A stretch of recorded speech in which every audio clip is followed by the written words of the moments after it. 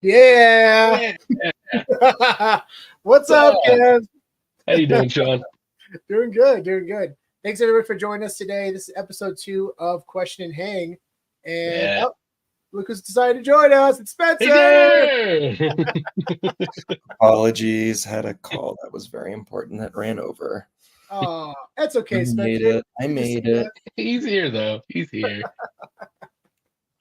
How you guys doing? Doing good. Doing real good. Good. Went on a nice bike ride this morning. Ooh. Feeling like I did something active. So that always makes me feel better about my day. That's good. So, that's good. Yeah. You want to hike? A good thing. It was a bike ride. A bike ride. Oh, yeah. Bike ride. Nice. Yeah. There's a guy. I took my gravel bike on mountain biking trails, which isn't really what you're supposed to do, but it was fun. It's basically like going down something that requires a lot, like requires suspension and shocks with a bike that has zero suspension and shocks. So you just feel everything. It's really fun. It's exhilarating. Feel the ground beneath your wheels. Yes. Oh, that's awesome. Yeah, Kevin and I are heading to LA Comic-Con tomorrow. We're excited. Yep. We got some press badges, and we're going to be going there and seeing some friends and doing some cool stuff. We got some surprises for Kev that he doesn't know about yet. Oh, yeah. I don't like that. I'm very excited. I like that. Yeah, it's going to be fun. We're gonna meet the cast of Back to the Future again. We saw them in Salt Lake City last year. We were all there together. We got some stuff that we're going to get Michael J. Fox to sign, which can be really fun. Yeah. I'm really excited for it. LA Comic Con. Yeah, it's gonna be a good time. I'm bummed I'm gonna be missing it. Yeah, me too, man. It's the first Comic Con that we haven't all gone to together. That's true. My gosh, that's wild to think really? about. Might be. I think we've been to. I think we've been all been there. Pretty sure. Oh man.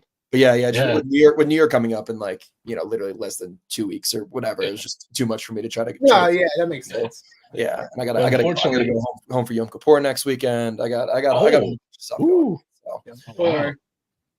Yeah, I'm unfortunately not going to be able to make it to New York Comic Con this year, too, which that sucks. I wish I could. Yeah, me too. Projects, some work, Yeah, the spirit of Kev will be with us. Yeah. We'll carry the banner in your honor. Don't you worry. Yeah. You each get to have more drinks. We got to make up for your drinking? Exactly.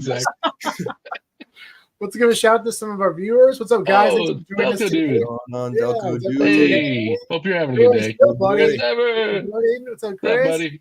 Dr. Strange. Yo. Excited to see you at Comic Con, man. It's going to be a lot of fun. Viva la VeVe. Yo, buddy.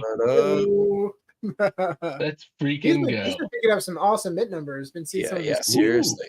Yeah, he's got an amazing collection. Big congratulations to you. It's incredible. Oh, What's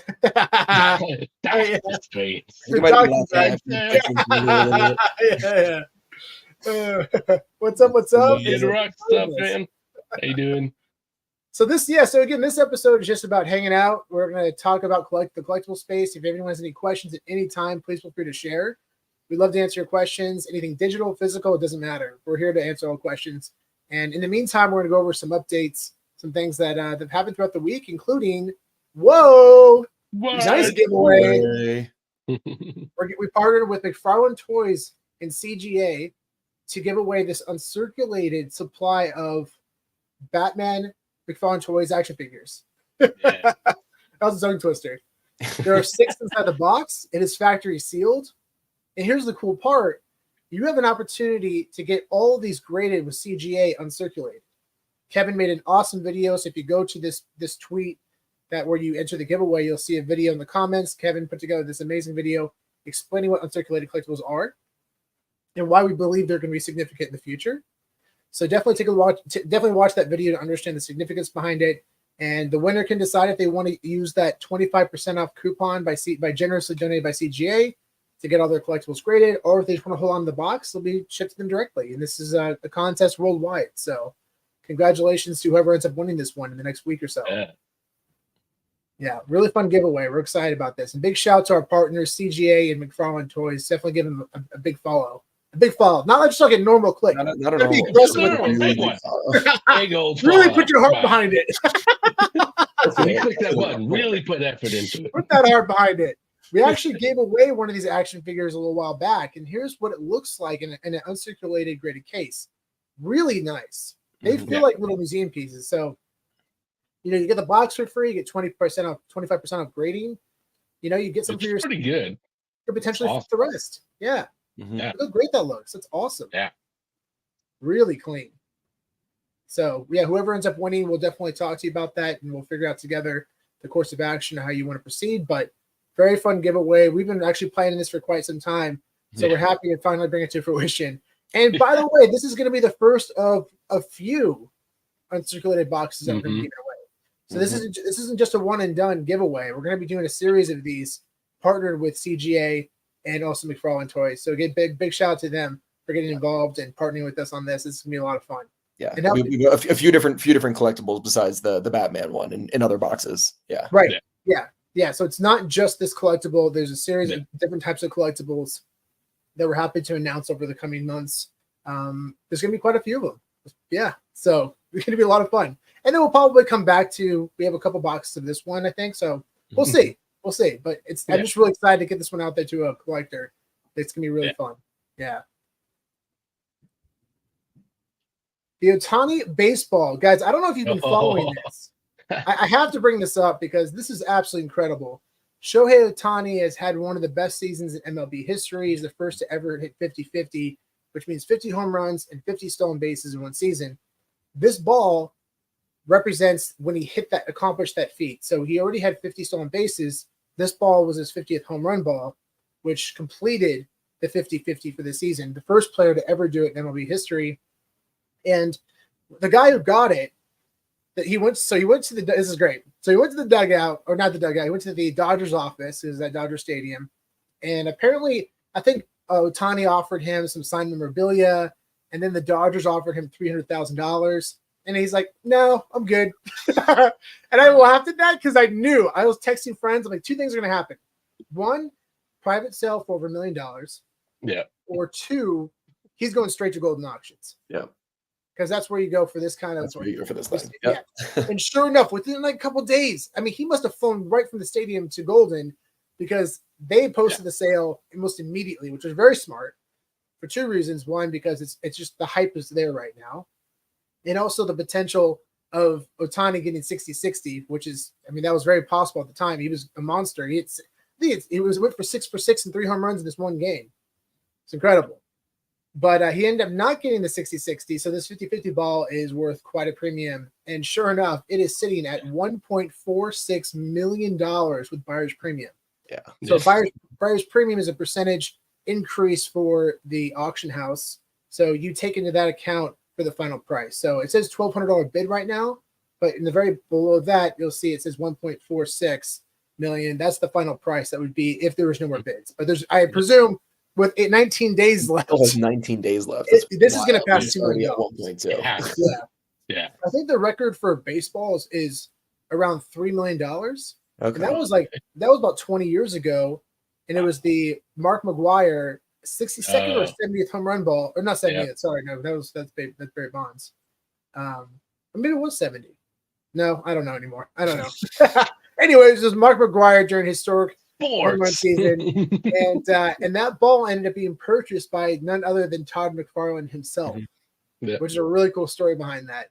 Yeah, so he was telling that story we were at an event, and he was telling that story, and he said he was on the phone and he was bidding with somebody at I think it was Heritage Auctions. There was a big auction house, maybe in Sotheby's or Heritage, and there was a guy in person bidding on it. So it was him and one other guy going at each other. It started around 1 million. And then it went all up to 3. And it said when it got to 2, his wife, when they were in the kitchen, and his wife looked at him, just shook her head, and just walked out of the kitchen. By the way, we've had a chance to meet Mrs. McFarlane at some of the events, and she is such a sweet person. Yeah, wonderful person. She's wonderful. That entire family is wonderful. So it was a great story. It's fun to hear Todd's stories, man. He loves to tell stories, and he's a great storyteller. Both on paper and also IRL. Yes.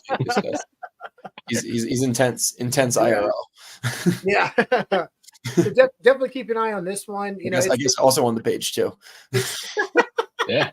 It's crazy too because Otahni right now they're the MLB and in Tops, they're milking for what it's worth, the situation, because they're taking like the gloves that he wore that at bat and his pants, and they're taking the relics from it, like the MLB logo, and putting on a 1-of-1 card, which I think that could probably sell for over $1 million by itself, which is crazy because the pants probably wouldn't sell for that much, but that's how much value people put on 1-of-1 baseball cards or sports cards in general. Yeah. It's pretty crazy. Taking it further, the Dodgers are even selling dirt that Otahni walked on in the batter's box. I'm not joking. They're selling bags of dirt at the stadium. And that's when it goes too far. They're selling the ground that this guy's walked on. That's people buy them. I don't care. I don't care if people buy them. It's going too far. It's stupid. That's I think it goes too far with that. That's too far at that point. The ball makes sense, but like the ground that he walked on, like he's not. They're selling the ground that he walked still on. Human. No, like not Jesus. He's not royalty. He's not. I mean, he's probably baseball royalty. Maybe baseball royalty. Yeah, maybe. Yeah, still, but, no. Yeah. But anyways, I'm just not enough of a sports fanatic to really, get into the mindset of people who would be interested in something like that. But I will say though that Otahni is not that kind of person. Like he wouldn't endorse that kind of thing. It was the Dodgers. 100%. Oh, absolutely. $300,000 offer. Come on.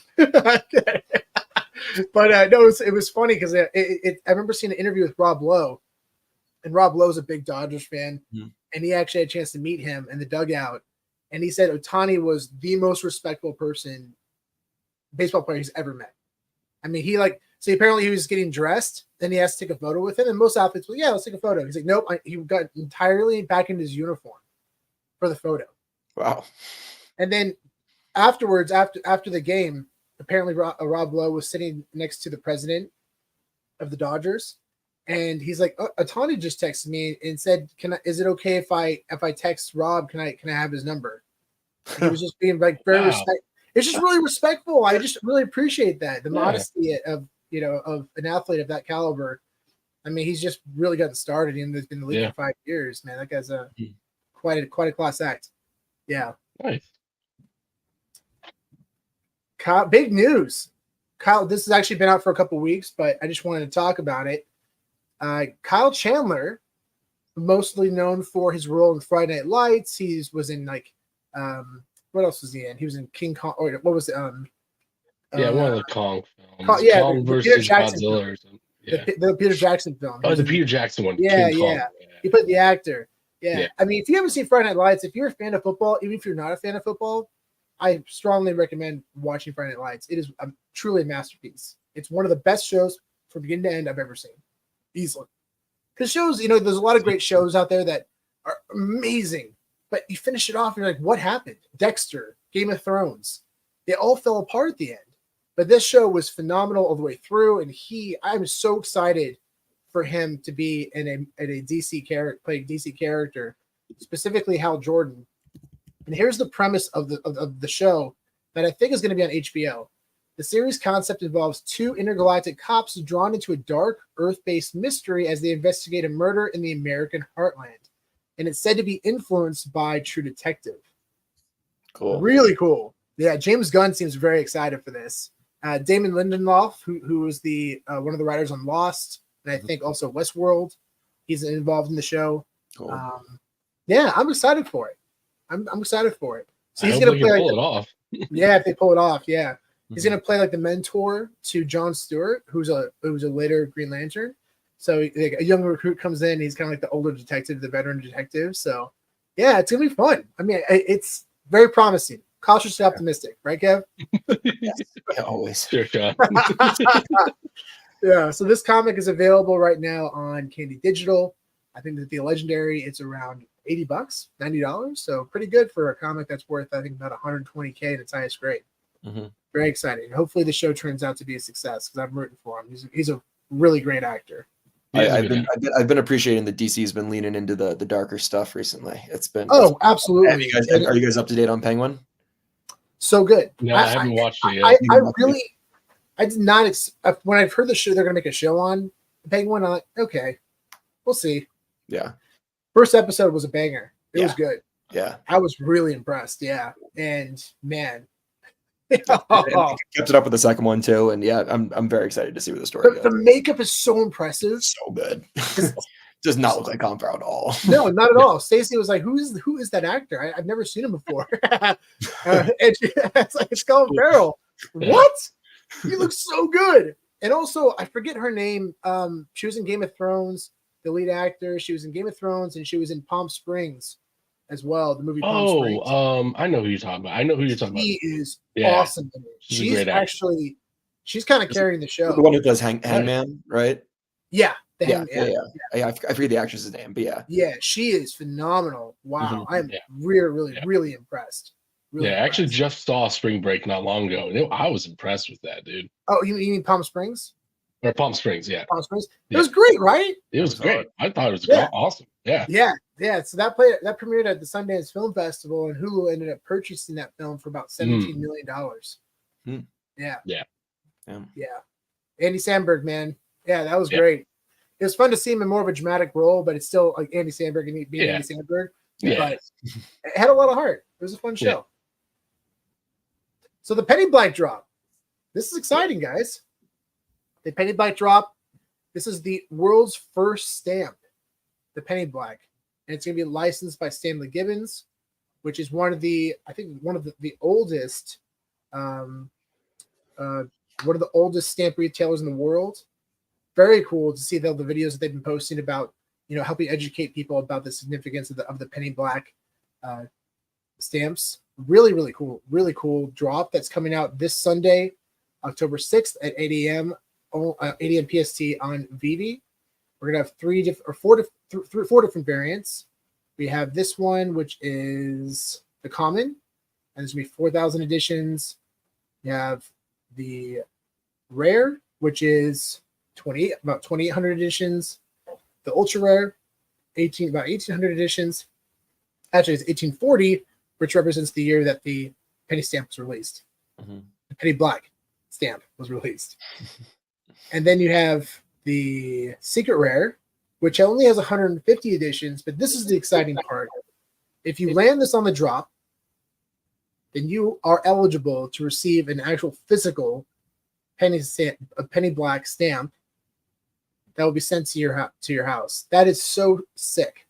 That's super cool. So is it a reproduction, or is it an actual original stamp from 1840? An actual original stamp from 1840. That's pretty wild. Yeah. Oh. That's pretty wild. Yeah. Oh, okay. And again, I know nothing about I don't think any of us know anything about stamps. Oh, we're still kind of learning about stamps, but it's been very fascinating to learn the history of PennyBlack stamps. So do you have to land it on the drop to receive it, or can you buy it in the secondary market? So according to the article, it says for those who land it on the drop. So collectors who secure So if you secure it on the drop. Yeah. How do you collectible on the drop from VeVe store? Yeah. Oh yeah, there you go. How do you feel about that compared to letting people buy it on the secondary market and basically be able to claim the utility for like a snapshot of a later date? Yeah, Kev, what do you think about that? I mean, I think it's a move to make people more get involved on the drop rather than getting involved later, which I think that's a cool idea. I like that. But I think there's going to be other opportunities to do like what you said, Spencer, where you can buy it later and have more utility. But I think this one's all about like getting people involved on the drop at the moment, creating more hype, creating more of that like you have to be there to get this thing. We'll see if that works out, if people are more upset about that. I personally, I don't mind. I think it just depends on the drop and what they want to do with it.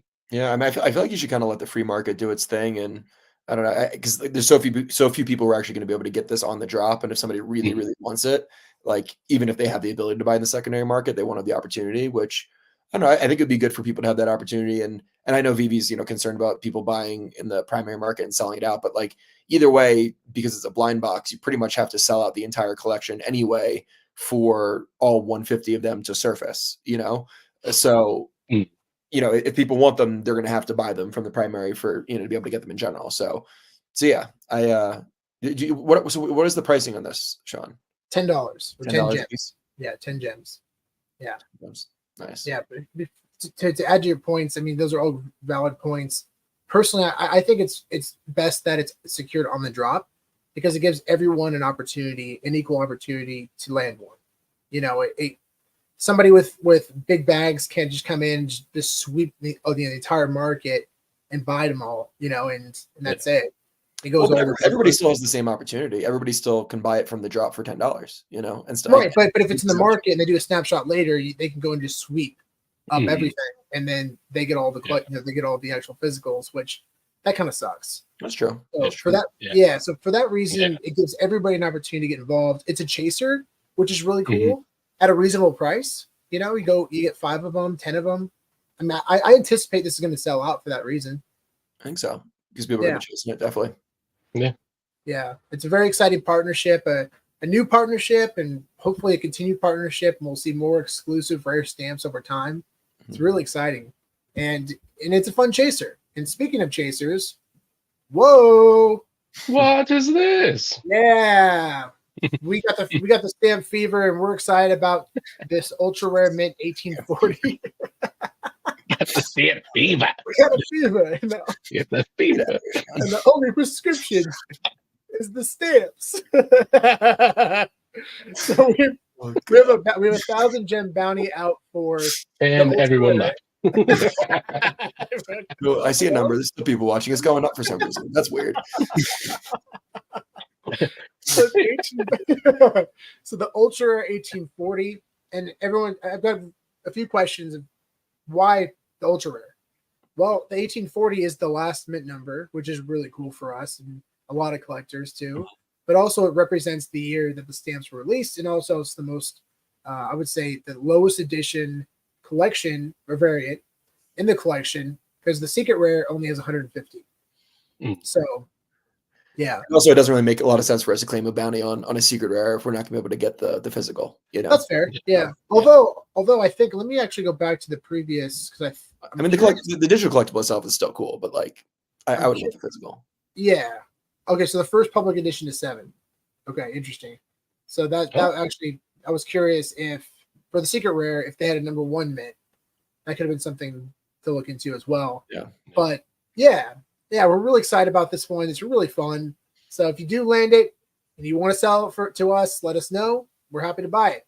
Yeah. If somebody did land the Captain Hook bounty, we gave them, we sent out a tweet and hit up all of our socials and let them know they have like 4 or 5 days to hit us up if they're interested before it expires. But that bounty is expired now. I think they decided to keep it, which is great. It's totally, totally awesome. If so we're on to the next one. 100%. Yeah, on to the next one. Yeah. So we're excited for this. Great comment from Chris here. Big Picture Stamp is really exciting because it's the first help build the modern communication system that we know today. Very, very cool. Yeah. So there is tremendous historical value tied to these specific stamps, which is really cool. I have a chance to own them in digital. Yeah. What up, Omar? Hey. Oh, what's going on, Sean? Totally missed all your comments here about Pete Rose and about Shohei when we were talking about him. Yeah, I agree with that. That's actually, I didn't know, Sean. Thank you for mentioning that. I didn't realize that Pete Rose had memorabilia in the Hall of Fame, yet he's not inducted in the Hall of Fame because of his connection to gambling. But I think it was when, I don't know the exact story, but I believe it was because he was a coach and he was betting on his own team. Like he was betting on his own team to win. Either way, it's ridiculous. His hitting numbers don't even come close. Like no one's even going to come close to his hitting record. I think he has like 3 or 4,000 hits, something like that. But the person that's second close is like Ty Cobb from the 20s. And then like the close in our modern era, I think is Derek Jeter, who's like 2,000 below him. And Derek Jeter is considered one of the best hitters of all time. So I don't think anyone in our lifetime is ever going to come close to Pete Rose's record. And it's super. And he unfortunately passed away recently before he had a chance to be inducted in the Hall of Fame. But I think there's a bit of an uproar right now about it. And he bet on his own team to win. Yeah. So thanks for confirming that, Sean. Yeah, it's an unfortunate situation, and I really hope that the MLB turns it around because it's awful. It's awful he's not in the Hall of Fame.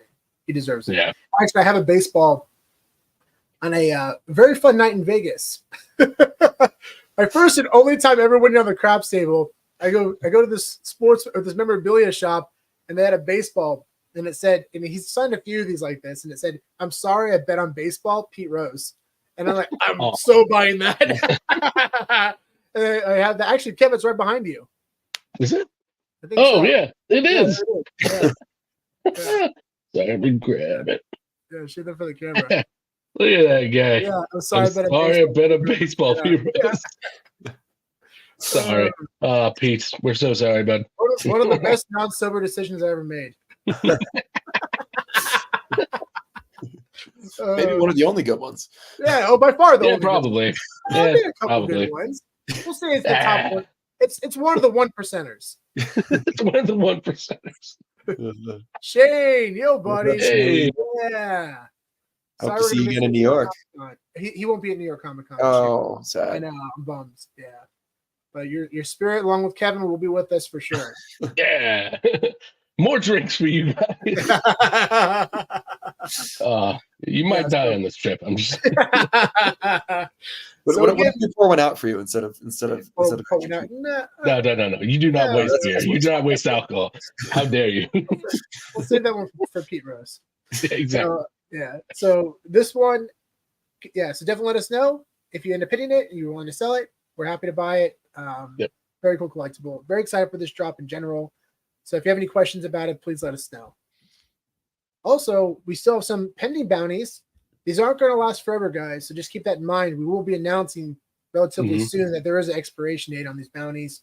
We're going to keep retweeting it in the meantime. But we'll make sure everyone knows that if the bounty is going to expire soon, which these probably will. We'll definitely let you know. We usually we like to keep them to about a month. But as new collectibles come out that interest us, we can't keep committing to the older stuff. So yeah. So this one would be cool to have this one, guys. I would love to. Yeah, 100%. And then, of course, the FF48 mint number 1966. We love this comic. We love to own the 1966 mint. If you end up minting this one, please let us know. Pay for it. We would love to. Yeah, monies. Real monies. Yeah. We'll pay your monies. Money. Well, be gems that can turn into real monies, but same thing. It's a difference. Yeah. Also, some exciting news. Yeah. And big shout out to VeVeVersity for this image. VeVe introduces Ben Rose as the co-CEO of the company. Really exciting, guys. This is awesome. Yeah. A really significant hire. Going to help balance out the production of the entire company. It sounds like he's going to be helping run more of the day-to-day while David focuses on the licensors. So that's really cool. It sounds like a fun balance. He sounds like he really gets this space. Yeah, we're hopefully working in the space for a long time. Yeah, working for Binance and Web3 for sure. But even as a collector, it sounds like he's a pretty big collector himself. It sounds like he's a big sneakerhead. He loves sneakers and So hopefully we're in the process of potentially having him on as a guest for an interview. Well, I guess we just got this. We just leaked it. We're gonna wait to announce it, but there we go. Well, we're gonna interview him. You're gonna interview Ben Rose. It's gonna be awesome. All right. Thanks, VeVe. That's awesome. Thanks, VeVe.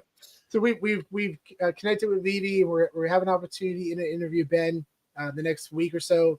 Yeah. We're really excited for the interview, and we'll definitely let you all know when the interview happens. We're really excited for it to get to know him and his plans for the future with the company. It's gonna be really exciting. It's gonna be a really fun interview. Yeah, I can't wait. Yeah, it's gonna be really fun. And then, of course, question the video on. Only the NFT. Yeah, has actually happened. Big shout out to Mitch, another member of the VeVe team. Very exciting. Omi NFT. Big shout out to Stacker World for integrating the system. We've been excited about this for so long, and it's finally here. Yep. A lot of the kinks are being worked out right now, but man, I mean, it sounds like some of the posts I've read, there's already been millions of Omi burned because. Oh, really? Oh yeah. Oh wow. A couple million, like in the first day or something like that. Yeah, it was like millions in the first day. Yeah. Sean, have you got a chance to use it yet? So there was a bit of an issue connecting your wallet, but I did see that Dr. Profit posted about that today and said we've resolved the issue. So yeah, this is a brand new system, guys. So there's gonna be kinks to work out, and I'm impressed they're able to figure it out so fast. So big shout out to Dr. Profit. and the entire Stack World team, and of course VeVe as well for integrating the system. And Omi, I'm sure Omi will obviously collaborate on it because it's Omi related. So big shout out to them as well. And yeah, this is really exciting because this is something we've been hoping to see for a while. It's perfect to get this aligned before the bull run. 100%. Because people. Well, Spencer, why don't you dive into it? What are your thoughts on this? Why are you excited? Yeah, I mean, I think there are definitely people who have held back on going really, really big into collectibles in the app because of the process of having to use a credit card and get gems and all of that, and having the ability to go from crypto right into collectibles is pretty freaking huge for people who have a lot of crypto and don't want to deal with the tax event of having to cash it out to then be able to buy collectibles and all that. It just makes it a way more frictionless, and it's a much better process for those types of people. And I think there are a lot of people like that out there in the market. So I think next stage is like, I know because this has to get integrated within the app itself for primary sales, but being able to actually use Omi for primary sales as well, I think would be huge if eventually they're able to integrate that into the app. But yeah, I think this is great for the market, great for the actual Omi token itself, because it actually gives real utility to the token. The people can use it to buy collectibles. Plus, we're also getting burns as well, so that helps with scarcity. So yeah, I think nothing but positive. Mm-hmm. Yeah, definitely. And it's exciting too, even though Omi is really low, it's a lot lower than its all-time high. That means more burns, guys. Yep, more burns. So if people want to use Omi or convert their crypto into Omi and then make the purchase, amazing, because you're going to see bigger burns. And if Omi goes up, it's a win for everyone, because obviously your bag's going to go up. So there'll be less burns, but the price of Omi is going to be higher. So yeah, that's really cool. We've been stoked about this for a while, so we're really excited to see it come to fruition. Yeah, I'm personally going to be using this in the future for most of my secondary market purchases. Like that's I have a lot of crypto and I don't want to deal with using cash a lot of the time. So yeah, I don't blame you, man. Yeah, 100%. That's really awesome. It's going to help with these bounties, huh? True. Yeah, we'll take Omi for your bounty. Doesn't have to be gems. Yeah, yeah. This is awesome. Yeah, and I'm excited too, because you can actually, I believe you're able to convert into Omi through Stacker World as well. So if you have a lot of ETH, or if you're really, you have a lot of Bitcoin, you can convert that into Omi, which then you can purchase the collectibles with Omi, which then turns into burns. So yeah, we actually did see a bit of a pump in collectibles across the market. A lot of people were talking about how their collection has gone up in value. Yeah, noted specifically. There was a huge pump of I think it was almost 30% on the Omi token on that first day that it launched. Yeah. Usually when you see a huge spike like that, you'll see a bit of a retract, a sell off. Oh, definitely retraced. Yeah. So something to keep in mind in the future. But this is very exciting, very cool times. This is really cool. Wow. Nice. All right, so that gets us through all of our stuff that we wanted to go over. Now we're gonna hang out with you guys. What are you guys up to? If you got any questions, throw them in the chat. We're gonna start drink you ready. Yes. I hope we get to drink with you in New York. 100%. Oh, is that a Leia Cryptoids for the thumbnail? Yeah. Great. What Star Wars collectible would you like to see next? Kevin, this is you. I mean, Millennium Falcon. Yeah. That was I'm waiting.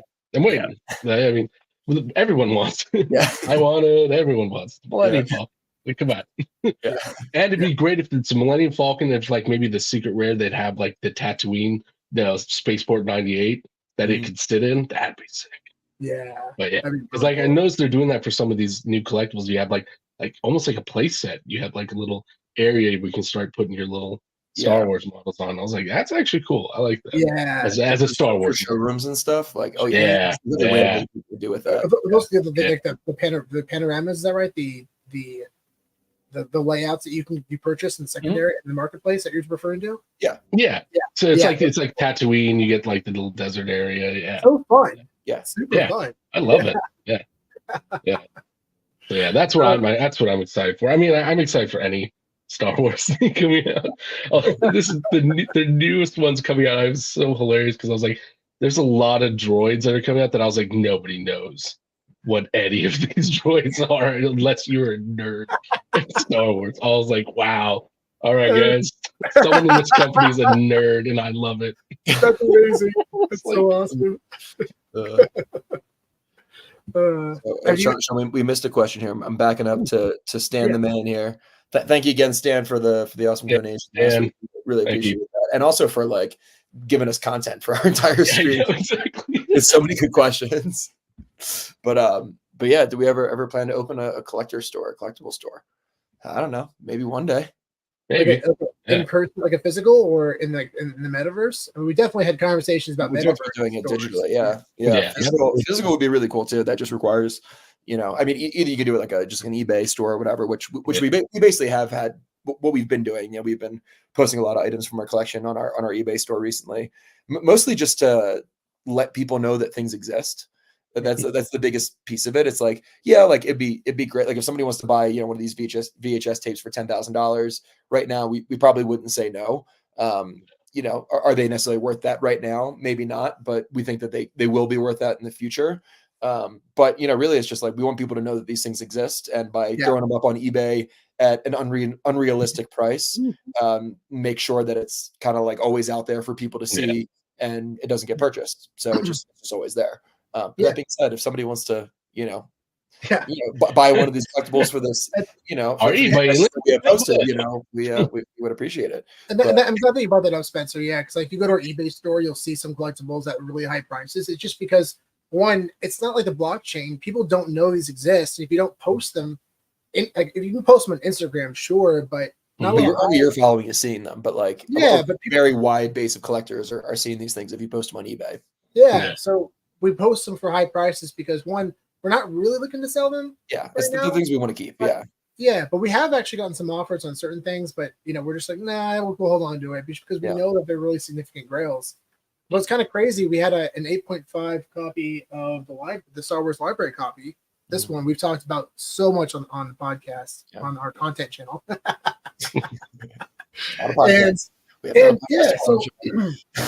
have a few graded, and we put an 8.5 up for $2,000, and it sold. It was $2,000 or best offer. And they just sent us an offer. They just bought it. Yeah, they were just like done. Because on our store it said your item sold, and I was like, oh wait, what? Because we have a lot of high priced items on there, and the buyer just said, I really wanted it. It's one of the higher grades I've seen, and I wanted to get it. I didn't really care to make an offer, so that's awesome. Yeah, congratulations to him. That's really cool. We're really excited about it. We've been talking about it for a couple of years. If you go to cgchomemedia.com, the CGC website, they actually have a photo of the library copy graded on their homepage. They're also very excited about this tape as well, and so are a lot of other collectors in the space. So it makes sense. It's been fun to see it catch on and people start to understand the significance behind it. There was an 8.0 copy that sold on Golden Auctions a few weeks ago for around $1,000, which is really crazy because these tapes, we were buying them like crazy for like $100, but the condition's important. What did that beta sell for? Or did it not sell yet? The one that was on eBay that we were looking at? Yeah, I mean, so this one right here. Yeah, so this VHS. So the important thing is obviously the condition of the case, right? And then the tape itself. But what's really important is that on the back, you have a serial number that matches. Oh, there we go. So that serial number needs to match this serial number. And then you have a matching copy, a complete copy. Because I've seen CGC grade some that are actually green labels because they don't have the serial numbers. So they're considered incomplete. Yeah. So don't just go. You got to make sure you know what you're buying before you buy it. Because there's a lot of copies out there, but not all of them have matching serial numbers. That's really, really, really important. Yeah. Yes. Somebody just got a crazy good deal. One of these sold. It was an 8.0. I think it was Betamax, not it was beta, not VHS. Sold for $227 a few days ago. An 8.0 graded. Somebody got a crazy good deal on that one. Yeah. Dang. That's awesome. We started grading beta tapes recently. That's a new thing that CGC started doing. It's pretty exciting. Really excited. Yeah, actually, I want to show you guys this. So last time we met Michael J. Fox, we had some stuff signed. It was really exciting, but unfortunately, due to his situation, the signing isn't like a normal signing. You don't stop and talk. It's like an assembly line. Yeah. You know, he's just signing, and then you just move on. You can't talk to him. You can't engage.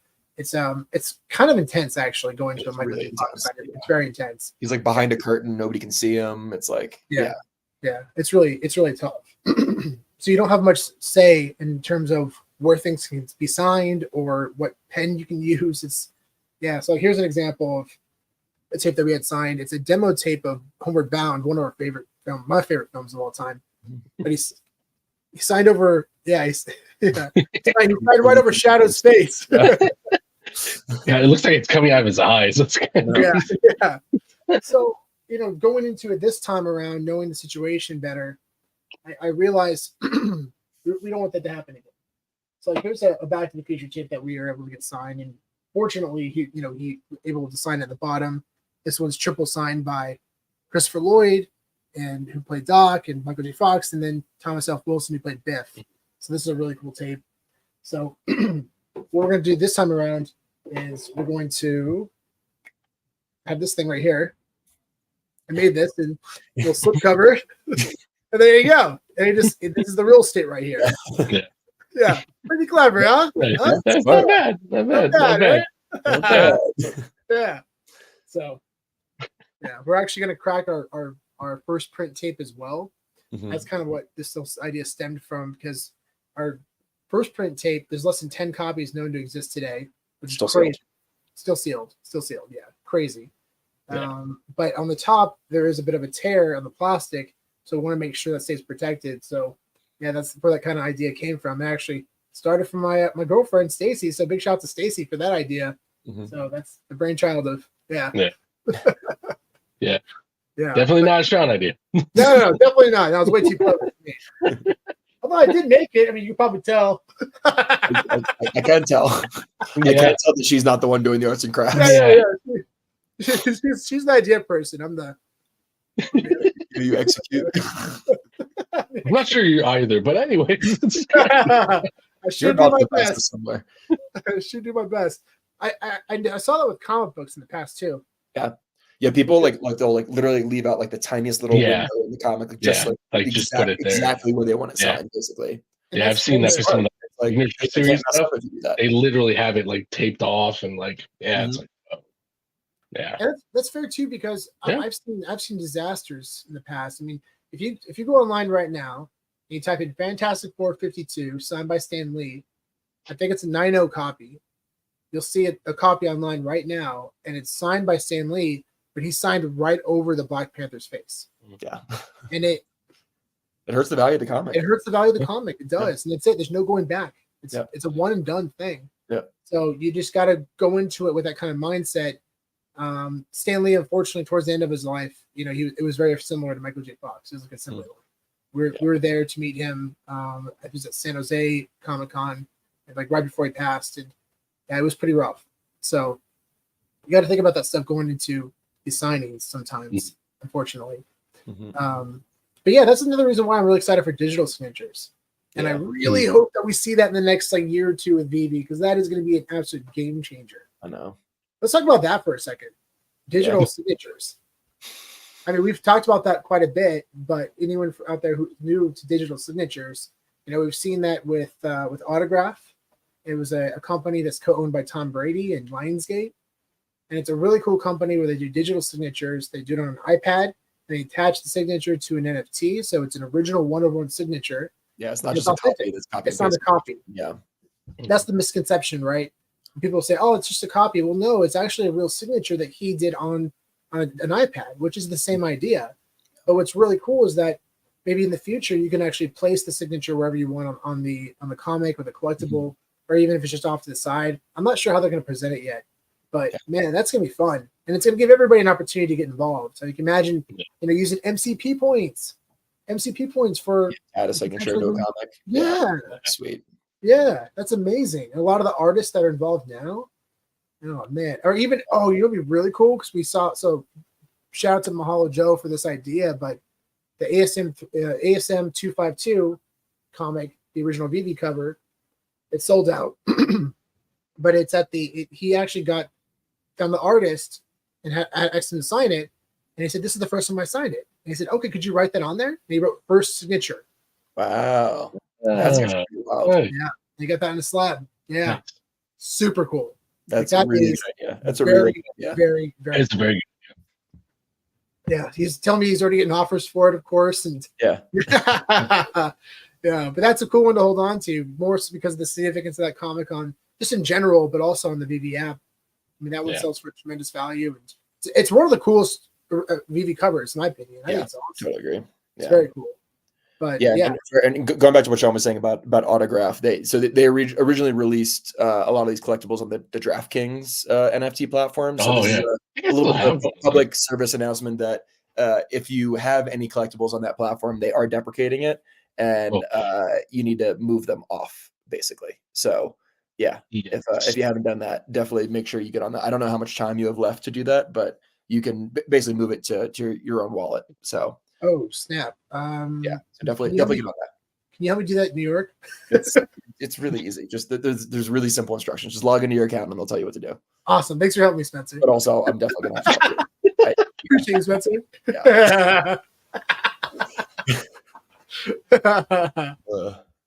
VeVe JSA, one can dream. Well, I mean, is it really a dream?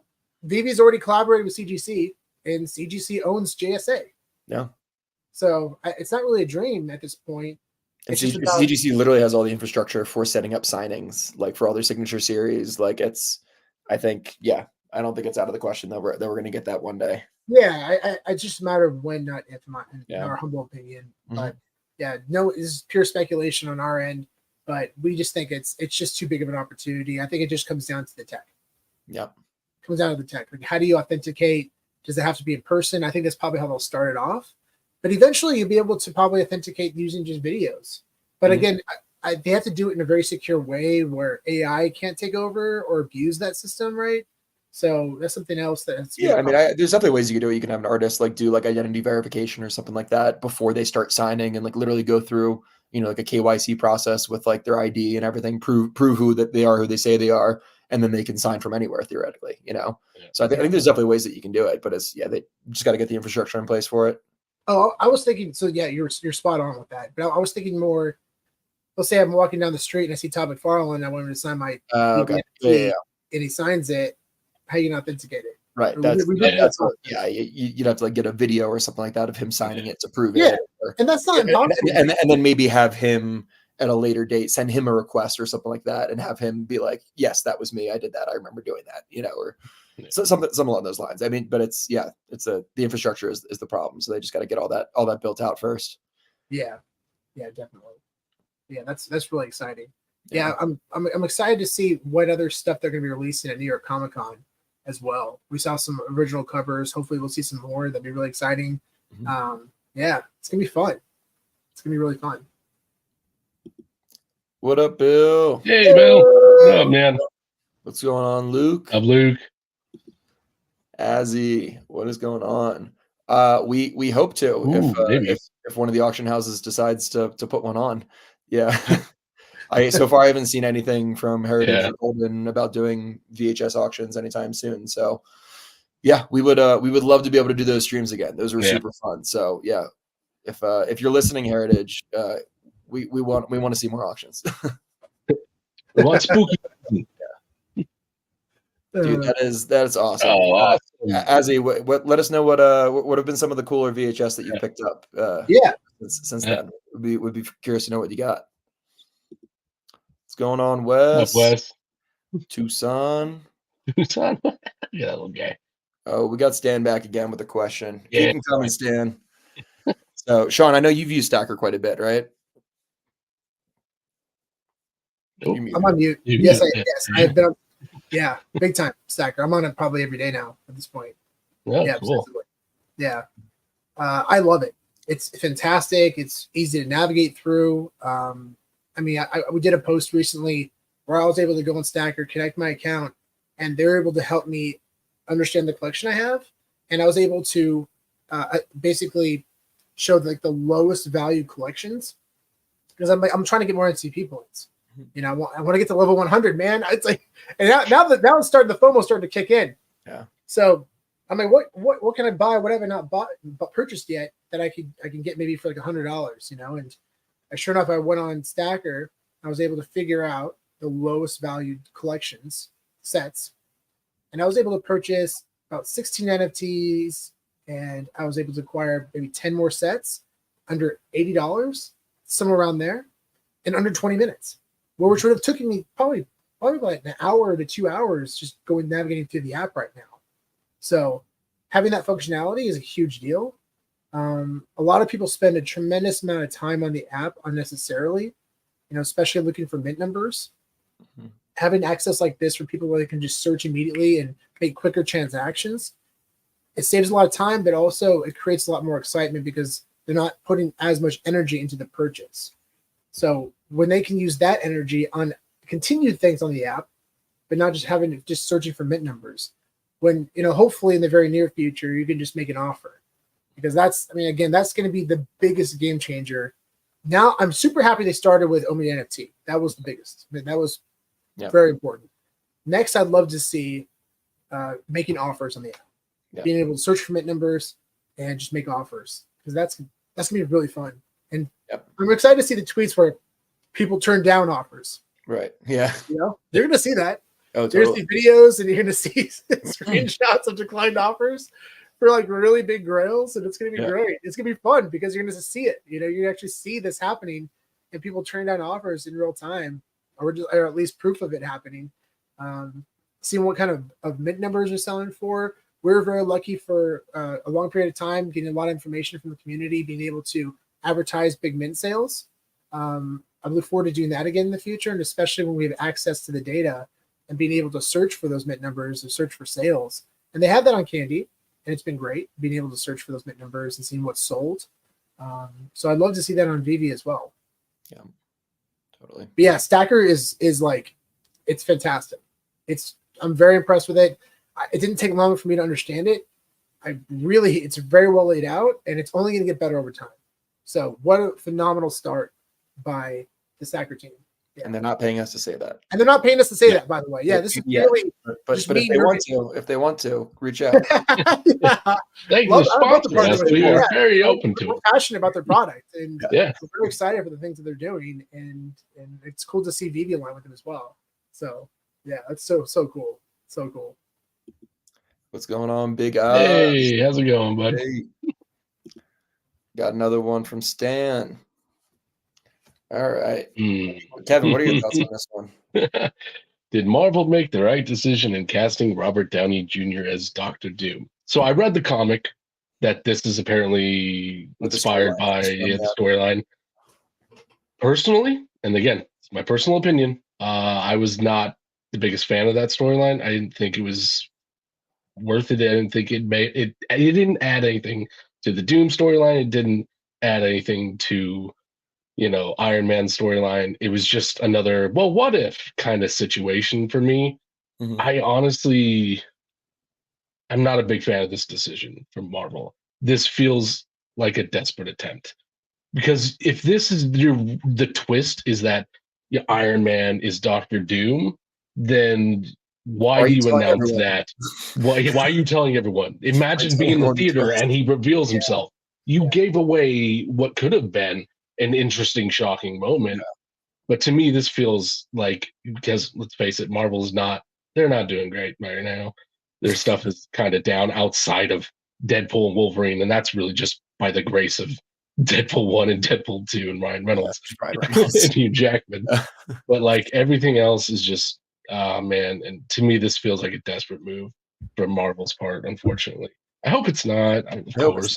I don't want it to be. Something makes me want to believe that it's like kind of like a switcheroo of some sort. Like they're like they make it a really big deal, but then it ends up being like just like one scene in the movie, and then it's like actually like completely inconsequential. You know? Yeah. Enough to bring people in to see it. Yeah, which I would believe that as well as probably a possibility. But then like you're gonna bring him back for that much money for this one little cameo. It's like, I don't know. Either way, I'm not the biggest fan. Sorry, fortunately. I'm with you, Kev. I mean, it was exciting in the moment. It was a fun reveal at Comic-Con, but will that last? I don't know. I mean, unless they have other things up their sleeve, which I mean, how are you going to pass that up? I don't know what's going to surpass that shock moment. But I agree with you, man. That would have been an unbelievable reveal on camera in the theater. Yeah. So, yeah, man. Yeah, but how do you think that'll impact the comic? I don't know.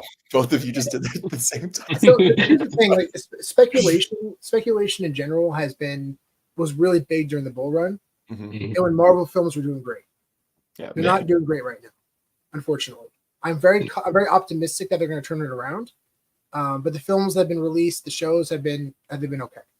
They've been okay, and it's kind of lost a lot of excitement from collectors. So speculation kind of has died off a bit. Where speculation was super hot. It was fun, very similar to you see in sports. Play athletes do well. That's still hot because it's in real life. It's happening in the moment. Yeah. When an athlete, with like a backup quarterback that hasn't done anything, comes in like Brock Purdy, his cards skyrocket overnight because of his performance and continued performance. So until we see an actual consistent role, because Doctor Doom since he's an antagonist, I anticipate that he would be a long supported character in the MCU. I very much like Loki. I don't see him being a villain that he's just going to go away quickly. But I think they might play in the multiverse and potentially have different Doctor Dooms. Potentially, Kevin, you might have more insight on that one.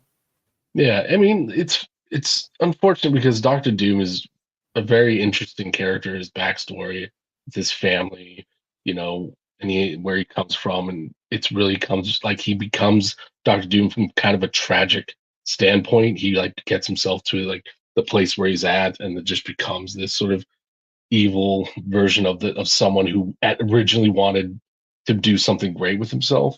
Yeah. And so it's just like it's a great character that nobody's been able to do right yet. Like he had the Fantastic Four films in the early 2000s, and he was okay. Like they got him down a little bit, but then you have like Fan Four Stick, which was just awful. And then now you have Iron Man as Doom. It's just like I don't know. Like, do they just not know what to do with Doom? Does he just not fit in any of this anymore? So I want Doom. I love Doom. I really want them to do something with him. I think he's a great villain that can be a part of everything. He's been a part of X-Men. He's been a part of Fantastic Four. He's been a part of all this stuff. Yeah. You have a lot of potential there, but you screw it up, that doesn't help. So it's just like there's potential for Doom. There's so much potential for Doom. Yeah. So I don't know. I hope, but we're cautiously optimistic about Doom. Yeah. Barely. Barely extreme caution. Extreme cautiously optimistic. Hey, guys, I'll be right back. You can continue. 1 second. Cool. I'll move us on to the next one then. Are there any precedents for renting collectibles in the physical world, or is this a new paradigm through digital collectibles? Are there precedents in the physical world? I don't know about that. There's things like awards. You can sometimes rent those for certain parties. There's also like a party, yeah. And then you have like vehicles, especially. Those are big for like renting out places and stuff like that. Yeah, and like fine art and things like that. Like I think people like museums, for example, and will like rent out like fine art from a collector. Yeah, they do actually. Yeah, so like I think there are precedents, but not for like I don't think for like what we think of as like collectibles, like like lower end collectibles, like comic books, like a toy or something like that. But most toys in the real world aren't labeled. They aren't numbered. They aren't part of a limited series. Yeah, that's one of the big differences about like these digital collectibles is they are numbered. They are part of a limited series. You have that this one is special because of that date that it was released or stuff like that. Whereas a toy you buy on the shelf doesn't have anything that. Right, and I think the big component of it is like the utility, right? It's like if it's just sitting in the shelf and it's a display thing, like that's really right now the only reason why somebody would want to collect, would want to rent something like that, and which is the reason why people do rent like really high end collectibles, like collectible cars or art or things like that for events. But when it comes to NFTs and you start adding utility, especially within like the gaming space. On top of these collectibles, besides them just being collectible, but once they're usable and when people are, once you get, financial incentives involved and people are able to, actually do like with like playing and gaming, people are able to make money using a gaming asset. That's something that you can actually justify renting out to another person. And, let's say that you own collectibles or gaming assets that are valuable, but you don't have the actual time to be able to actually use them and play the game, but you can find people who maybe don't have the money, but actually do have the time. It creates a really good opportunity for you to rent those things out to somebody, either for free, just so that they can earn income on it, which is, something that many people did. And I personally did with like Axie Infinity during the last bull run. I had a team of 10 to 15 people in the Philippines who were playing Axie Infinity for me. And I was splitting all my profits with them. They didn't have to pay to use the assets. I gave it to them for free through kind of like the scholarship system that they had. But there was real utility because they could, basically earn money with it. And at the time I didn't have time to use the assets to play the game. So it made perfect sense. But, I think a really good example is Splinterlands, which is, this basically like trading card game, kind of turn-based trading card game that was created. I mean, it was like one of the first ever like NFT games that came out, kind of around the same time as Gods Unchained. But I don't know how popular they are right now, but at least during the last bull market, there was a lot of popularity and a lot of people who played the game. And there was a huge rental market. And I knew somebody, his name's Gank, who was a huge whale in that whole ecosystem. And yeah, he was making consistent income during the bull market, just renting out his NFTs and, not even playing I think he was probably playing the game too, because he was very into it and, enjoyed it. But you can't use all your assets all the time. So yeah, I think it makes perfect sense. So very excited for what renting in the collectible world comes for or comes to eventually. But yeah, I think need a little bit of time to get that going. And there has to be real utility for the collectibles for it to really make financial sense to actually set it up. Yeah, and interactability, we have the lightsaber 1977, and people can Sean, rent that, and use it. Is Sean here? Is Sean back? Sean, we have something. I'm just seeing this now. Check through DM, Sean. Did you see this? I'm actually I'm talking to VeVe La VeVe right now. Oh, are you? Want to do a live Which one is it? Just give me 1 second, guys. Continue. Okay. We will be back soon. What are we doing? Live bounty claim. Yeah, that'd be cool. Let's move on to the next question. Another Stan question. Are we attending NYCC? Sean and I are. Kevin will not be this year, unfortunately. But Sean and Kevin are going to Los Angeles Comic Con this weekend. If anybody else be there Saturday. I don't know. Maybe they don't want to meet up with you. I don't know. That's up to them. No, we want to meet up with anyone. Okay, so what is the panel's go-to travel collection heat? I don't think I'm understanding the question. Go-to travel collection heat upon arrival. Stan, maybe give us a rewording on that one, because I don't think I'm understanding the so let us know. But let's see what else we got here. So I want to give a big shout out to VeVe La VeVe for I just talked to him in the DMs, and he sold us the 1970 publishing year mint for Fantastic 494, which is the first appearance of Agatha Harkness. So big shout out to VeVe La VeVe. That is so awesome that he was willing to work with us on this one, and that's amazing. And to do it live. Yeah. We were gonna do it because I was like, should I do it live? I feel like we're gonna get sniped over. Yeah, so I was worried. That's why I left for a second. But thank you so much. That is so awesome. I really appreciate you. That is so generous. Yeah. We've been trying to track this one down, and I love this. Love this cover. Really appreciate you for helping make this happen. So yeah, big shout out to VeVe La VeVe. That's so cool. Thank you. Well, that's cool. Yeah, that was awesome. That's so cool. Sniped live. I had so much adrenaline rushing through my head. I was like, guys, I gotta go turn the camera off. You gotta get out of here. Were you pacing back and forth? No. I was trying to get into it.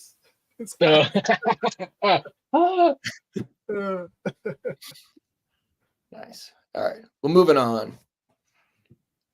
That's cool. Nice. D23 logo physical cards. Oh, nice. That's awesome. Yeah, I'm really excited to see. Hold on to those physical cards, guys. Like, if you get a redemption card, or any collectible. I mean, I think those are going to do pretty well, especially when PSA, allows them to get graded, which I presume that's going to happen over time. I know that people have gotten them graded already. Well, they've gotten the signature authentication, so they got it encapsulated and they acknowledge the signature, but not necessarily the card itself. Yeah. So, like the gold logo cards. I mean, I know those have sold for like $500. Yeah, I have mine signed by the founders that I've been waiting to get graded at some point. That's amazing. Got a nice little case that is protected. Yeah, that's amazing. Yeah, I'm excited for that because we have one as well, and I definitely want to take it to the PSA booth. Last year they didn't have grading submissions, which is really frustrating. Yeah, it's like PSA. Why? Yeah, they did it at San Diego as well. I brought a bunch of stuff that I wanted to get graded. I got Taylor Swift world premiere tickets and stuff. Actually, this one's really cool. This is pretty neat. This is for the girlfriend for Christmas. She doesn't watch our stuff, so I can show it. Just don't DM her, huh? So this is really cool. So this is a premiere ticket for Harry Potter, the first film, on the actual day of the film's release. Cool. So you see right here, there's my finger, on November 16th, 2001. That's when the film was released, and not many people have kept these, surprisingly. Yeah, this is a very, very cool, and I'm excited to get this one graded by PSA. And it's fun because it says on the actual, I've seen it on PSA grading cases, it says opening day or opening night on the case. So yeah, it's pretty awesome. But I'm excited to see what, for those, especially those logo cards. I remember last time, like 2 years ago, I remember they said that they don't grade business cards, but now I'm going to call BS because we saw a Steve Jobs business card that was graded and signed. Yeah. That was bananas, like an Apple. Yeah. Dude, whoever got that, good for you. And it sold for like $70,000 or something like that. No, it sold for 100. I think was it over 100? Yeah, it was 6-digit sale, I believe. Yeah. Yeah. Let me just look that up real quick. But yeah, I believe it was a very high sale. It was. I'm pretty sure. Not good with numbers, by the way. Yeah, but it was a Gen Mint 10, like perfect grade, and it was signed by him, and it was just like. That is so. It was original Apple with the Apple logo from the 80s. It was so sick. So sick. So whoever got that one, man, what? Because Steve Jobs didn't sign very much. He didn't sign very much. No. Yeah. We actually went to his original home recently, which I didn't realize is very close to where we live. Remember that, Kev? Yeah. Yeah, we drove to his house. It was awesome. Photos? Yeah, it was great. Yeah. What's your thoughts on the U.S.? So here's the next question. What's your thoughts on the U.S. VHS sleeve cases versus Europe's hard case plastic cases? What's better to collect? So I will say that in general, U.S. period is the sells for the higher premiums. Yeah. Some Canadian tapes sometimes like we have a couple like turtle tapes. The turtle tapes, Teenage Mutant Ninja tapes that are Canadians, but yeah, I mean, like generally speaking, like U.S. is like the main market for the entertainment industry. So like, that's signed by Kevin Eastman too. That's pretty cool. So this is how you identify a first U.S. print as the Pizza Hut sticker, whereas the Canadian version has a green sticker. So pretty much identical. Has a green sticker, and the watermarks are slightly different, but also it represents Canada on the back. It says on the bottom, but yeah, that's to identify a first print. Yeah, and apparently, generally speaking, though, we're going for U.S. prints for things. Yeah. They're still for the higher premium. The only I can only think of like one VHS in Europe that sells for like a really high premium is Kevin. And you know about this one, the Evil Dead. The Evil Dead tape. Oh, yeah. So let's talk about that for a second. I'll find a photo of it. Yeah. So in the early '80s in Europe. Or in Great Britain, really, there's a company that would help put out like horror movies and low budget movies of that sort. But they didn't go through the rating system that Europe had at the time. They just put it directly out. So unedited, all the blood, gore, and all that stuff. Well, they eventually got caught and they were found out about it. And then they had this whole thing where they had to shut down. And then they had to go through this whole process of getting everything re-edited and cut and trimmed. So like the film that you get later is so short, it's on short reels.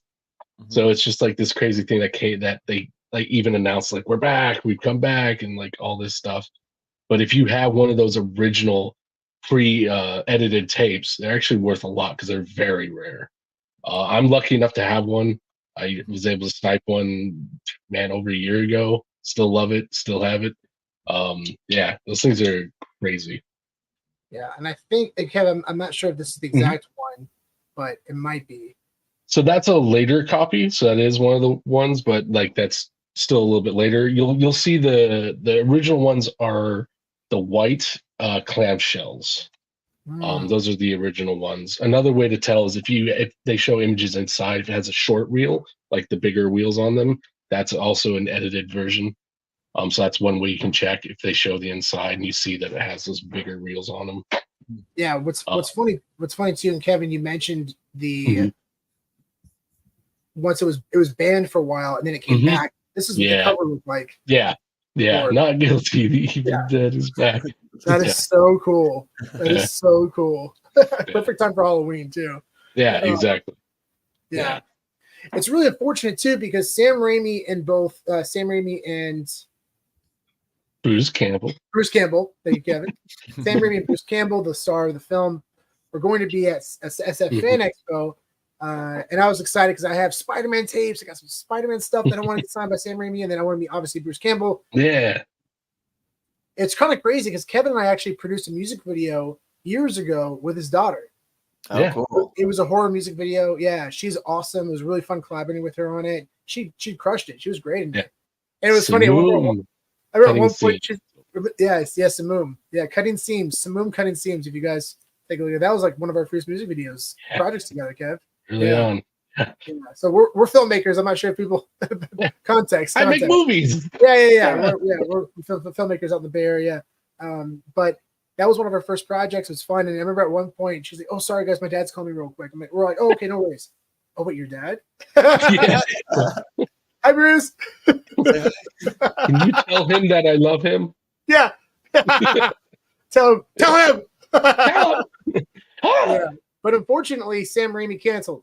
He canceled last year too. Yeah. And I remember reading the comments. Like, oh my gosh, he's back. And he cancels a lot. It's pretty common that he cancels that for shows. So it's gonna be hard to find motivation to travel to one of his events. Yeah, seriously. Yeah, it's just if he happens to be somewhere we're already gonna be. Yeah. Yeah. It's unfortunate. But yeah. Yeah. Yeah. Also, just to add one final point on the Evil Dead VHS tape, that was also the first of what eventually became known as the Video Nasties. So if you look up Video Nasties, that's the original one of that, which is these underground companies releasing unedited horror movies all throughout the 80s. So that was one of the first ones. So that's so cool. Little extra tidbit. What up, VeVe Wheels? Hey, what up, VeVe Wheels? Yeah, and Bill has a question or comment. We got to be getting a Stan Lee signature at some point. Unfortunately, if we do, it's going to be a reprint because, like we mentioned earlier, the only way to really do that is to actually hand sign on an iPad or a phone. It's got to be an actual, actually signing on the actual device. So, unfortunately, that's passed, and hopefully, maybe they had the foresight to do something like that, but. Yeah. It's hard to say. I don't think it was quite there yet. The technology was quite there yet, unfortunately. Yeah. But that would have been awesome. Oops. Go. Yo. Whoa, what up? What mamas? What mamas? What mamas? I don't know how to pronounce that. Yes. I don't know about you guys, but I personally collect records and vinyl. But I collect personally to play them on my record player. I haven't gotten to the point where I want to start encapsulating them yet, but at some point I probably will. But there's a company called AMG, audio music grading. I think that can't be right. Audio and music are the same thing. Maybe that's what it is. It's something like that though. Is it audio music grading? It's audio music grading. I think it's what. Is it? I think so. Yeah. I don't know. That's kind of it. But regardless, AMG, they're the ones that do that. And maybe almost a year ago at this point, Golden Auction sold an Eminem signed vinyl, which is a really, really big deal. I think it sold for almost $70,000 or something like that on Golden. But that was with AMG. And AMG's Yeah, that's also Steve Aoki, right? Is also involved in AMG. He's one of the co-owners of that company, the founder. So yeah, they do some cool stuff. So, and I think eventually there'll be, I think Rewind eventually will be doing vinyl as well. So hopefully that gets off the ground soon. So there's a couple options out there, but yeah, definitely that'd be cool. Get some Star Wars albums graded. Yeah, they definitely plan on doing vinyls and Laserdiscs as well. So it's just a matter of time when that happens. But I'm very excited for that. That's going to be very, very cool. We're not really massive into collecting records. I do have a record player, and the girlfriend and I, we always play records, very similar to Spencer and Kev. But we do have, which is really cool, and it was perfect timing. We were able to purchase a first print Back to the Future record, and we actually had it signed by Christopher Lloyd, Thomas F. Wilson, and Michael J. Fox. Yeah. So we're actually going to bring it to LA Comic Con this weekend because Leah Thompson, who played the mom, she's going to be there this weekend. She wasn't there at Salt Lake City when we met them originally, so now we get the whole cast to sign it. Everyone, yeah. Actually, I'll go grab it and show it. Yeah. Talk about the super cool one. But, I besides that, like that one's sealed, but besides that, I don't think I own any other sealed vinyl. I don't think so. Yeah, but I have like a pretty decent collection of just music that I enjoy and like to play on my player, Nice. So yeah. What was the it? Only sealed record, Really Gears record last night. Oh, yeah. Ooh, nice. Cream. That's awesome. Yeah, Cream. Oh. Yeah, the only record I have that's sealed is my 9 Inch Nails original 1989 print. So that's the only one I have that's sealed, but I'm keeping that for a bit. Yeah, you should what's that? You should open it. Yeah, play it. Yeah. Look at that. Look at that. Oh, wrong one. Yeah. This is a first print vinyl of Back to the Future, signed by Michael J. Fox, Christopher Lloyd, and Thomas F. Wilson. And then we're gonna have Oh man, it's so hard to do it that way. Christopher Lloyd's pen kind of blew up on us while So we decided to use a paint pen for these vinyl, and Christopher Lloyd has a very slow signature. Yeah. And when he was signing it, he blotted it. Out. It all started oozing out. It was so funny. He's like this. He's like, oh. And I looked at him. I was like, but I laughed in my head because I heard him just say, I knew he was. Because he knew what happened. But it's okay. Although I will say, it was happening with all those pens when we were out there. Like everyone was having issues with those pens. Was it though? Yeah, because a lot of them were. I think part of it is the elevation. Tom Wilson was talking to us about it. He was like, "Yeah, we've been having problems with these pens all the time." I think we bought the pens probably in California, and then brought them up to elevation in Salt Lake. So that probably had a little bit of an impact, like in terms of like the pressure inside the thing. Yeah. I think a lot of it too is you're right. People don't test the pens before because Kevin's very familiar with these pens, so it worked great. But unfortunately, if you have a slow signature, it's gonna blot. It's gonna blot, and if you push down hard, it's gonna blot. So it's just pushing down too hard is and that's what it was. He pushed down too hard. Which is unfortunate. So, but it's okay. It adds some originality to it. Exactly. We were debating. I was talking to the guys over at Rewind because they have helped us with some things in the past, and I was thinking about just wiping it off and having them re-sign it. And they're like, "No, just keep it, man. Like it's fine. Yeah, it's part of the story. It's a signature. He did it. It's actually a great part of the story. Actually, I've come to love it. Actually, I know. So I thought that was pretty cool. Thank you for the nice comment. That's awesome. Yeah, we're excited to own this one and get it graded. It's a pretty cool piece for sure. I have not heard of this.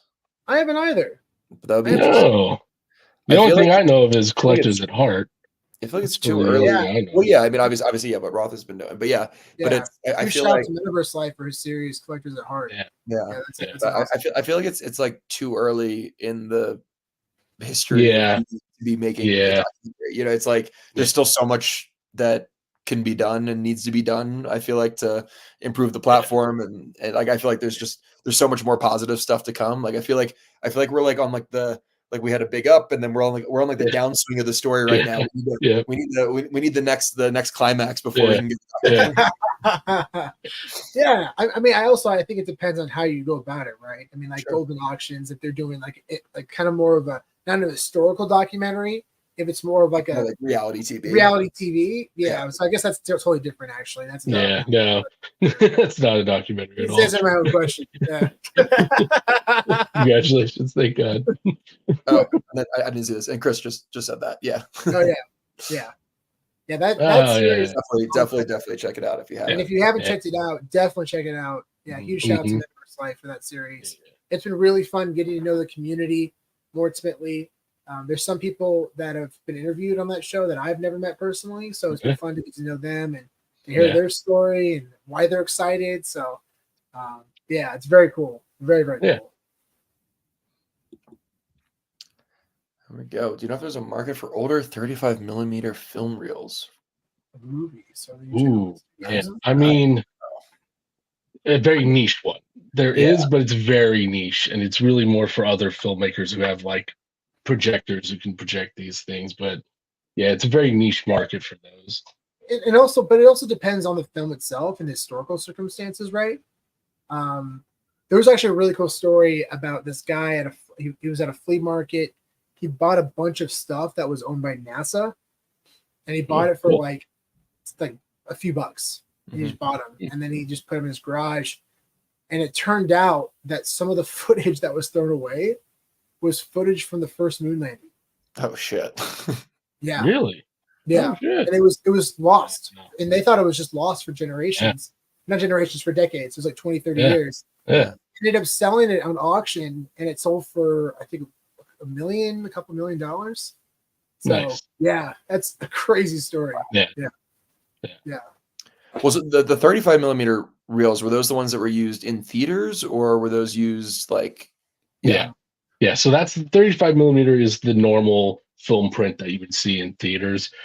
Then you have like 16 millimeter, which is below that, which is usually the consumer version of that. So like back in the day before VHS tapes, you would purchase 16 millimeter films if you wanted to own a movie. It would be a 16 millimeter. I think I told you about this, guys, but like my uncle, he was basically like the first ever like mail order like reel like seller, pretty much. Like he was like, it was Movies Unlimited, because I think I told you the story about him. Throwing out all those screeners, those demo promo tapes that were all sealed.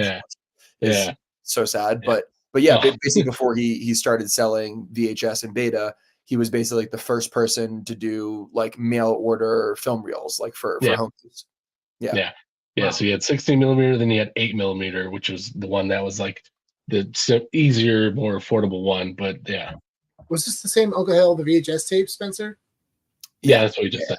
Yeah. Oh yeah. Okay.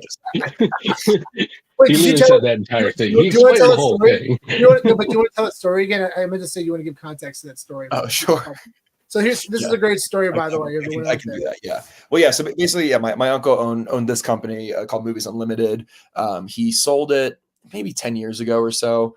So they started out like doing film reels, and then once VHS came out, then he started basically being like, basically the first at home like mail order like VHS company and beta and all that, and then eventually moved into all the other formats, but also had a couple brick and mortar stores, but it was mostly all online, based in the Philadelphia area. But through all of the stuff that he did for I don't know, probably over the course of 30, 40 years or whatever, he just accumulated all of these. One, Academy screeners, because he was a member of the Academy and voting and stuff, but also all these demo tapes and all this stuff because he was a retailer. So he was getting sent basically the same way that like physical, rental shops and physical retailers were getting sent demo tapes ahead of time for them to basically decide how many, how much to stock their shelves with in their physical stores. He was getting these to decide how many to stock his digital store with, or his online catalog store or whatever. So yeah, he just had hundreds and hundreds and hundreds, like literally a full like storage locker filled with just like sealed demo and Academy tapes. And because on the tapes it says not for distribution, not for resale, not for whatever, and just being a nice old man and wanting to follow the law. And he's done well for himself, so he doesn't like necessarily need the money. He's just like, oh well, I guess I can't sell them, so guess I'll just throw them out. And he just put them all in the dumpster. I remember, I think so we actually were able to get this one recently, and this is a for your consideration Academy screener sealed of The Lion King, which is bananas. This is the only one we've ever seen sealed in the past 3 years. And I think, Spencer, you're showing a photo of this one. Yeah, I showed this to him, and he was like, oh, yeah, I have one of those. Yeah, this is insane. Yeah. I mean, this is like... And then I told him how much we spent on it, and he was like, yeah. He probably threw out six digits, probably. Oh, easily 6 figures worth of tapes. Yeah, easy. Man, that breaks my heart. Yeah. Well, maybe this one a little bit more scarcer, huh? Yeah, true. But if we had started collecting this market even a year earlier, I probably would have could have got my hands on all that stuff. Yeah. Yeah. Jesus. It is what it is. I don't think we shared this one publicly. This is a really cool one for sure. Maybe. I don't know. Yeah. It's the only one. There's some unfair ones grade online. 2 is also insane. Yeah, and it came out at 9.6. It's crazy. Yeah. It's one of the highest for sure. Mm-hmm. It's wild. Stay. Okay. You know what's funny? That I was is exactly what it today. is. I was like, should I wear pants today? Nah, I'm gonna wear pants today. And I am wearing pants today, but No, I was not wearing pants. Don't lie. Unfortunately, Don't lie. I'm wearing pants today. No, I'm wearing my high school shorts, my high school football shorts. They still fit. It's awesome. That might be like one of the oldest piece of clothing you own. It's basically collectible at this point. Yeah, I know. Yeah. We got a great question from Viva La Vivi. What is the most obscure IP that you are hoping for on VeVe? That's cool. That's a great question. Mighty Max. Let's go. You remember those little toys? You remember the little Mighty Max toys? Yeah. I was Stretch Armstrong. Oh yeah. Oh, like a digital Stretch Armstrong. That's fun, right? That could be kind of fun. Be fun. Yeah. What were those toys that I had when I was a kid? They were something Rescue Heroes. I don't know if you remember those. Here's one for you. I don't know if they had a TV show too. I haven't heard of that one, but you guys ever remember a show called Biker Mice from Mars? No. It was bananas. Biker mice from Mars. Mice from Mars. Okay. I actually saw toys of these at San Diego Comic Con. I was so excited. I was like, I'm not the only one who knows what this show is. There it is. There it is. Yeah. They rode bikes. They were badasses. And they were Mike. Thing, huh? That's awesome. Wow. LSD is crazy. I'm trying to think of some stuff that I know there's gonna be something that comes up. I'm gonna come back next week and see. Oh man. I mean, I would love to see some like Brandon Sanderson stuff. He's my favorite author. He's overrated. I totally agree. He's a big fantasy author, so his books are going to be adapted for film and TV soon. So might need to wait for some visuals to come up before we get any collectibles. But like anything from him, I'd be super into. I'm just obsessed with his book. So yeah. Yeah, that's all. Yeah, that's awesome. I was just thinking of Pogs, but they're already doing that. Yeah, they're already doing that. Yep. They're already doing that digitally. We actually had the founder of the company. Tyler. Yeah, he's awesome. He was great. Yeah, super cool vision for the company and what they're working on and doing digitals and doing a grading system for Pogs. Yeah. Which these things are still selling for a lot of money. It's pretty remarkable. I don't even know where I have. Probably still have some Pogs. I suppose you got Pogs, don't you? I can see you looking for them. Look at those. Looking for Pogs. Oh, he's got that. Hey, you got Pogs? Got some Pogs right here. Oh man, I remember. Did you I used to have tubes full of those. Yeah. Did you ever gamble with people and like, oh, you get your Pogs now? Oh yeah. I lost all my Pogs. Lost all of them. Official slammer whammer. Yeah. Oh. Wow. Yeah. I had one. It was a spiky slammer, and it had a hologram on it of like a T-Rex. Oh, that's pretty. Maybe that's why. That's probably why I lost. Yeah, you're using a terrible slammer. What do you He's do? using it too. I'm like, no, I'm committed to this slammer, and I'm not. There's no going back. No going back. It's too late. I can't switch slammers. That's against the rules. Thank Yeah, you. Thank you so much. they're interesting thank because you. there's like they were different. They were like Pogs, but then there were also like non-Pog branded milk caps too, right? Like they weren't actually all Pog branded. Oh, maybe. I don't Pretty know. sure. So I'm looking at these and like there's these ones which are like definitely Pog branded. They got like Pog logos and stuff on the back. Yeah. But then there's like this whatever this Blotz thing is. It's got this like Imperial official from slammer. Her Majesty. Yeah, it's Wow. a different company that makes it basically. But yeah, I think there was a bunch of different companies that were making these like milk cap, whatever. And that's Probably milk caps. makes I guess. sense. Interesting idea. But yeah, but they're all called Pogs. What about Beanie Babies? Yeah, put No. Just let them sleep. Let them sleep. Yeah, let him die. Let them die. I gotta pull this one Jace up. and the Wheeled Warriors. I I've do never not heard know this this one. one. It looks That is awesome though. Yes, this is VeVe. Oh man. His I might have to look his this choice up. stuff. This one. Oh yeah. That's awesome. Jace and the Wheeled You'll watch it on Fandango at home. Oh yeah, there you go. I might try an episode tonight. No, you're not. I might actually. Yeah. When Stacy goes to bed, throw this one on. That's awesome. Wait, so have you seen with VeVe La VeVe? Have you seen an episode recently? Does it hold up? I'm curious. Oh, actually, I would love to see. Going back to that, I'd love to see Hey Arnold. NFT. Oh, Hey Arnold, that'd be a cool one. Yeah, I don't know if that's an obscure IP necessarily, but it's a little niche. It's nostalgic childhood, Yeah, it's a little niche. But man, I love that. Yeah. My sister is actually the president of the Hey Arnold fan club. She was for a while. Not anymore. No, I don't think so. Too much responsibility. Yeah. Oh yeah, holds up. Oh, nice. That's the worst, Oh, right? Yeah. It's either the best or the worst. Yeah. When you see a show that you're like, that is not as good as it was. Or if it's as good, if not, you're like, wow, there's a lot of things I actually didn't recognize. Hey Arnold was that way. I started watching that again. Wow, this holds up so well. Really impressive. Even like Doug and Rugrats, they actually hold up pretty well. A lot of it is because they did have a lot of adult humor in it. Yeah. There was one episode, and if anybody has watched with Rugrats, there's an episode where they go to a golf land, and the episode is called Ice Cream Mountain, and it's about the kids trying to find Ice Cream Mountain, and the two dads, they're brothers, and there's a moment where they're really competitive with each other, and they're talking crap back and forth, and he's like, "Oh, you're so confident. Why don't we bet $5 on each hole?" In the show, they say this. And he's like, and the other brother says, "Stu, betting is a very, very, very bad thing. Let's make it 20."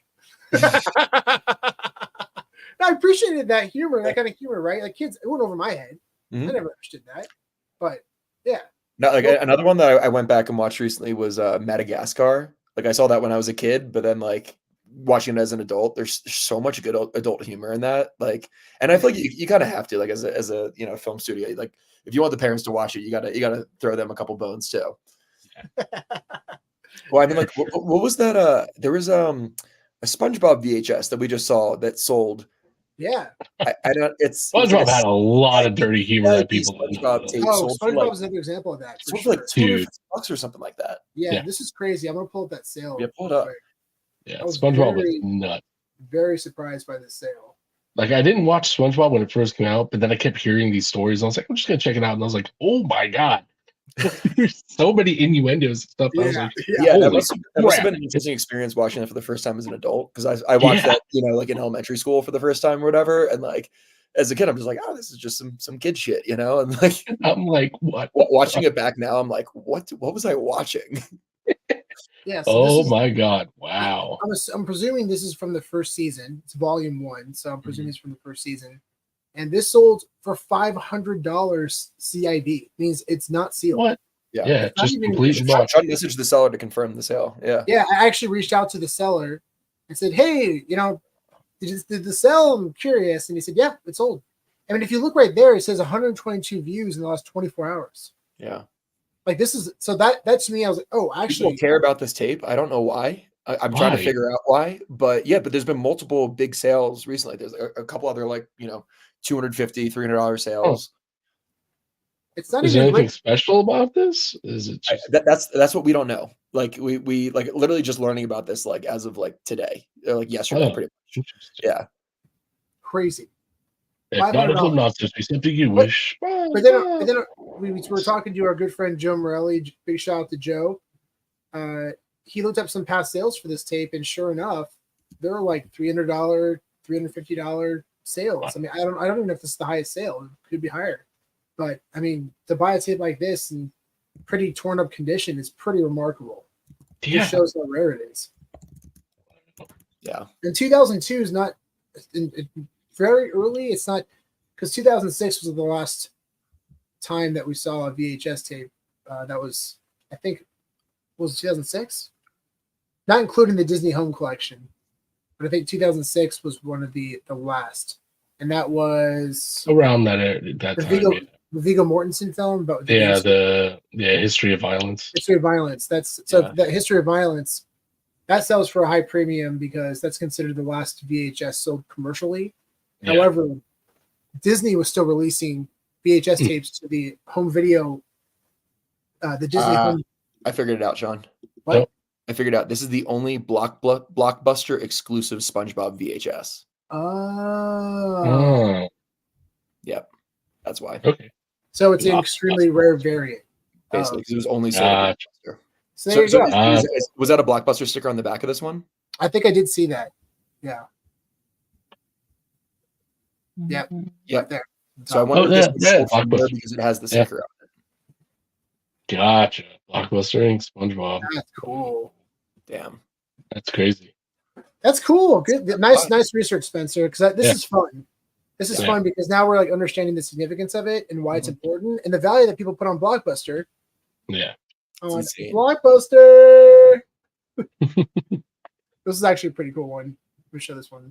Elijah Wood. Yeah. Mm-hmm. So we had a chance to meet Elijah Wood at SF Fan Expo last year, and this is the Lord of the Rings: Return of the King DVDs. These are fun because these were never meant to be kept. Yeah. These were never meant to be kept. But what's really fun is that one, it's signed by Elijah Wood. It's in really good condition. And also the date on the top is May 25th, 2004, which is the actual release of The Return of the King on VHS and DVD. So pretty cool. Yeah. Super cool one. Yeah. Yeah, that's really neat. Yusuf, I love you. I'll see you in New York next week. Yeah, buddy. Yeah. Well, all right then. All right. I think this has been a good chat. This has been productive. It's been cool, guys. Appreciate you. Oh, I just saw this one. We need that Marvel post behind Sean and VeVe would be epic. Yeah. All the signatures, everyone. Yeah. That's crazy. It's hard to see it right there, but I have some images on Twitter and Instagram. And there's like 40 or 50 signatures on that thing, and it all started with Stan Lee. It's been crazy bringing that thing around. I'm surprised it hasn't gotten damaged yet. That's insane, honestly. Yeah. Well, we've been careful with it. We got the case for it, and we were able to bring it around a few times. Just be careful. Yeah. Yeah. Very careful. One last question before we close. One last question. Do certain types of VHS titles favor certain grading companies, say classic horror, VGA versus CGC? I'm not sure I see anything like that. I don't think I've seen anything specific. Yeah. I know a few people at CGC who are like big horror fans, and they love getting those in and showing those off. But I don't think that's just like. I think it's just they have. I feel like I've seen a lot of like hard tapes in like Beckett cases, but that might just be coincidence. Like, I don't think there's like any specific genre or whatever that fits for any specific one. I mean, there's definitely like limitations, like certain grading companies, like I guess is anybody doing double tapes yet? No, nobody's doing double tapes yet. But but like those are the types of things. Like like some people do, like CGC does beta, for example, and like I don't think Beckett does beta yet. or like VGA, so it's like certain grading companies might do different categories, or like big box size versus, just like regular like cardboard, so I think those things might make a difference, but I don't think there's anything like in terms of like genre or anything like that. Yeah, like CGC, or sorry, Rewind, they don't grade clamshells yet. Yeah. But they just started doing big boxes. So and their cases are very impressive. I would say, like, these things are so secure, and if this fell off a shelf, I wouldn't sweat over. Wouldn't worry about it. I had other cases drop off shelves and they shatter, and that's very concerning. So that's why I don't feel comfortable like putting these Rewind cases up on a floating shelf. These things are so secure that you can actually drive a car over the case and it won't break. And the VHS is totally fine. That's crazy. I know they've done a video on it, but we should do an independent video at some point testing it out. We may or may not be doing something this weekend, but we'll I didn't know that you guys were already thinking about doing something. I don't know what you're talking about, Sean. Yeah, may or may not. I don't know. We'll see. I don't know. But what you talking about, buddy? Do one of the ones that's not that valuable. Do one of the people ones just in case. You got to do an expensive one, man. I said go all in. Go all in. I ran over my $5,000. Gotta put your money where your mouth is. Maybe do the wall tape that they gave us. It's going to be our tape if we do it. It'll be their tape. But yeah, they definitely got to. Hopefully, it's a valuable. We'll see if it happens. We'll see what happens. Yeah, we may have something fun for you guys to showcase the quality of those cases. They're very impressive, and they stack incredibly well in a bookshelf or on display.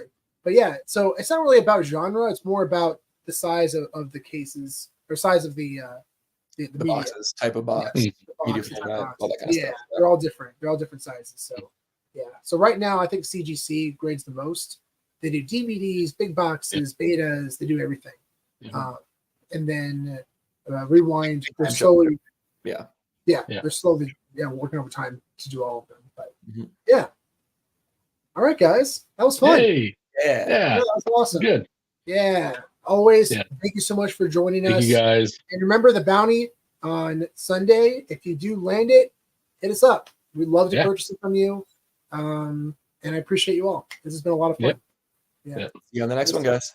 See you on the next Love one. you guys. Bye.